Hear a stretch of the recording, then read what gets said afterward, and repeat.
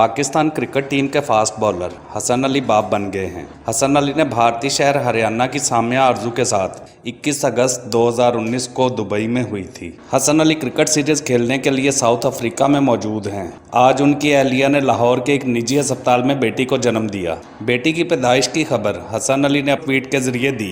हसन अली के घर बेटी की पैदाइश पाकिस्तानियों के लिए बहुत बड़ी खुशी की खबर है, क्योंकि शुएब मलिक के बाद हसन अली पाकिस्तान के दूसरे क्रिकेटर हैं जिन्होंने पूरे भारत को मामू बनाया है।